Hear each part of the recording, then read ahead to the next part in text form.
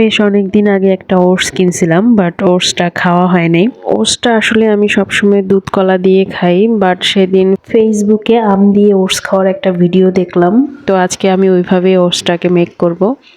তো দেখি কেমন লাগে খেতে। তো প্রথমে এখানে আমি যে পরিমাণ ওটসটা খাবো ওই পরিমাণ নিয়ে নিচ্ছি। এরপর এখানে নিব আড়ংয়ের টক দই। আপনারা বাসায় বানানো টক দইও ব্যবহার করতে পারেন। আমার কাছে এই মুহূর্তে আড়ংয়ের টক দইটাই আছে। তো আমি এখানে 4 চামচের মতো টক দই দিয়ে দিব। এরপর এখানে আছে চিয়া সিড। এই চিয়া সিড আমি 1 টেবিল চামচের মতো দিয়ে দিব। এরপর এখানে আমি কাঠবাদাম দিয়ে দিব। কাঠবাদামটাকে আমি একটু কুচি করে কেটে নিয়েছি। এখন এর সাথে আমি কিছু কিশমিশ দিয়ে দিচ্ছি। এরপরে আমি দিয়ে দিব আম।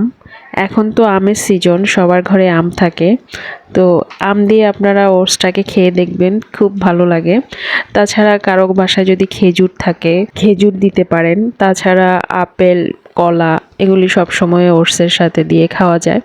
তো সব শেষে আমি এখানে একটু মধু দিয়ে দিব। এখন আমি সব কিছু একসাথে মিশিয়ে আধা ঘন্টার জন্য ফ্রিজে রেখে দিব।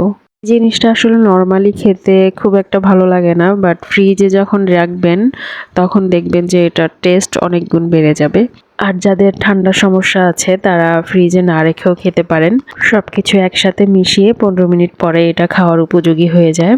তো ফ্রিজে যারা রাখতে চান না তারা ফ্রিজে না রেখেও খেতে পারেন। তো আমি আধা ঘন্টার জন্য ফ্রিজে রেখে দিয়েছিলাম, এখন খাচ্ছি। সত্যি বলতেছি, এটা খেতে আসলে অনেক বেশি মজা লাগতেছিল, আর ফ্রিজে রাখার জন্য এটার টেস্টটা আরো বেড়ে গিয়েছিল। তো আপনারা এইভাবে বানিয়ে খাবেন, এটা শরীরের জন্য অনেক ভালো।